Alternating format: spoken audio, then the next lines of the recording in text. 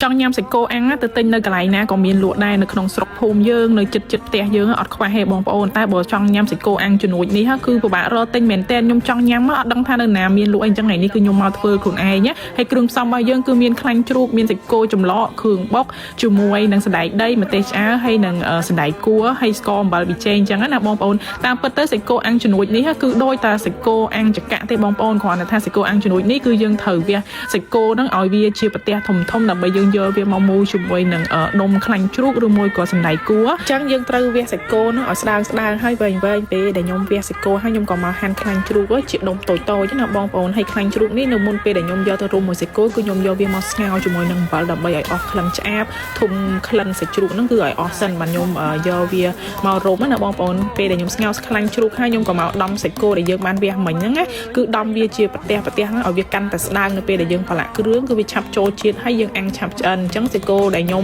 បានដំហើយនឹងគឺខ្ញុំយកវាមកប្រឡាក់ជាមួយនឹងគ្រឿងរបស់យើងណាបងប្អូនក្នុងនឹងគឺមានស្ករអំបិលប៊ីចេងម្សៅស៊ុបហើយខ្ញុំដាក់បន្ថែមជាមួយនឹងគ្រឿងបុករបស់យើងបន្ថែមប្រេងខ្យងទឹកដោះគោម្ទេសឆានិងប្រេងម្ទេសដើម្បីឲ្យមានពណ៌ស្អាតអញ្ចឹងខ្ញុំច្បល់វាឲ្យចូលជាតិល្អហើយបាទខ្ញុំដាក់សណ្តែកដីហ្នឹងគឺចុងក្រោយគេហើយសណ្តែកដីគឺយើងត្រូវកិនឲ្យម៉ត់ណាបងប្អូនច្បល់ហើយខ្ញុំក៏ផ្អាប់ទុកវា15នាទីសិនហើយខ្ញុំក៏មកកាត់សណ្តែកគួរយើងនេះកង់ណាដើម្បីយើងយកមករុំបន្ថែមជាមួយនឹងខ្លាញ់ជ្រូកហើយយើងយកឈើដែលយើងយកមកដោតជាមួយនឹងសាច់គោហ្នឹងគឺត្រាំទឹកដើម្បីពេលដែលយើងយកអាំងទៅគឺវាអត់ខ្លោចឈើអត់ឆេះឈើណាបងប្អូនអញ្ចឹងសាច់គោដែលខ្ញុំបានប្រឡាក់ចូលជាតិហើយហ្នឹងគឺខ្ញុំយកវាមករុំជាមួយនឹងខ្លាញ់ជ្រូកហើយជាមួយនឹងសណ្តែកគួរអញ្ចឹងសម្រាប់អ្នកដែលគាត់ចូលចិត្តញ៉ាំមួយខ្លាញ់ជ្រូកគឺគាត់ញ៉ាំ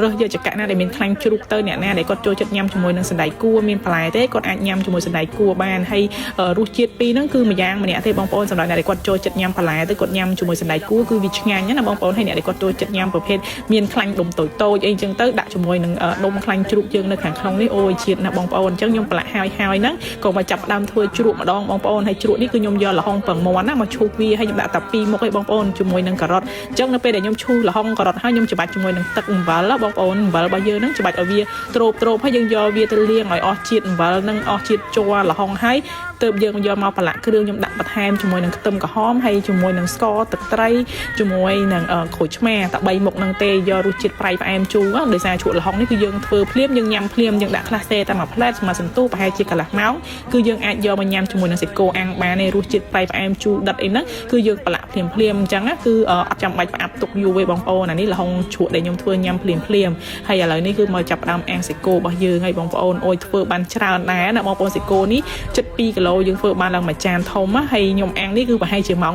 4ជាងបងប្អូនជិតដល់ម៉ោងកូនចេញពីរៀនពេលដែលគាត់ចេញពីរៀនហ្នឹងគឺត្រូវតែមានអាហារគាត់ញ៉ាំពេលល្ងាចអញ្ចឹងធ្វើសាច់គោជំនួយនេះគឺល្មមកូនចេញពីរៀនគឺគាត់បានញ៉ាំហើយអាំងបងប្អូនអូនិយាយថាស្រក់ខ្លាញ់មកតក់ឡើងឈ្ងុយហើយខ្ញុំអត់បានអាំងនៅលើចក្រានខ្ជូងទេដោយសារនៅហាងខ្ញុំគាត់មានចក្រានហ្គាសប្រភេទធំនេះណាបងប្អូនចក្រានអាំងអញ្ចឹងខ្ញុំប្រើប្រភេទនេះគឺស្រួលអាំងទៅគឺសាច់គោយើងវាឆ្អិនលឿនណាតែមួយផ្លែតគឺបានញ៉ាំដែរហើយកូនខ្ញុំគាត់មកដល់ភ្លាមចេញពីរៀនឃើញសាច់គោអាំងភ្លាមយកមកញ៉ាំនៅលើភ្លឺស្រែបងប្អូននិយាយពីថាអូយត្រូវជាតិគ្នាមួយបញ្ញាកាសស្រុកស្រែហើយអត់ដែរបានញ៉ាំទេបងប្អូនសាច់គោអាំងជំនួយនេះទើបតែធ្វើខ្លួនឯងចង់ញ៉ាំទេបានធ្វើខ្លួនឯងបើដើរទិញគេដូចជាអត់ទាន់ឃើញមានអ្នកណាគេលក់ទេឥឡូវបងប្អូនដោយសារសាច់គោអាំងជំនួយនេះបើអ្នកលក់គាត់គិតថាប្រហែលជាលក់ទៅចំណេញតិចទេបងប្អូនព្រោះអីយើងត្រូវចំណាយសាច់គោវះវារៀងធំហើយបើលក់ក៏រៀងថ្លៃដែរមិនមែនដូចសាច់គោអាំងដែលយើងលក់នៅតាមផ្ទះតាមភូមិមកចង្កាក់1000 1500 2000អីហ្នឹងគឺយើងអាចញ៉ាំបានទេតែបើសាច់គោអាំងជំនួយនេះបើយើងញ៉ាំតាមហាងវិញគឺ10000 20000អីហើយដោយសារយើងត្រូវចំណាយសាច់គោច្រើនយើងត្រូវទៅប្រលះវាឲ្យវែងបានយើងអាចរុំជាមួយនឹងខ្លាញ់ឬមួយក៏បន្លែបានអញ្ចឹងវារៀងចុះសាច់គោអញ្ចឹងអ្នកលក់គាត់លក់ចំណេញតិចអញ្ចឹងអត់មានអ្នកណាគេសូវលក់អីអញ្ចឹងតតែចង់ញ៉ាំសាច់គោនេះគឺធ្វើខ្លួនឯងអញ្ចឹងតែអត់ប្រមាថទេបងប្អូនដូចតែសាច់គោដែរគាត់ថាត្រូវអស់សាច់ច្រើនអញ្ចឹងណាចង់ញ៉ាំអីធ្វើខ្លួនឯងញ៉ាំស្រួលណាបងប្អូនហើយរសជាតិវិញគឺឆ្ងាញ់ហ្មងឲ្យអួយហ្មងបើកូនខ្ញុំវិញអូយឆ្ងាញ់ណាស់ញ៉ាំវិញលេបនឹងចង់ជាប់កឲ្យម្នាក់ហើយកូនពៅខ្ញុំនេះក៏ចេះញ៉ាំជ្រក់ដែរមកតដើមជ្រក់ញ៉ាំឆ្ងាញ់ណាស់បងប្អូនអាចសាកធ្វើបានអត់ពិបាកធ្វើទេងាយហើយញ៉ាំឆ្ងាញ់ទៀតធ្វើនៅផ្ទះខ្លួនឯងឲ្យកូនញ៉ាំណា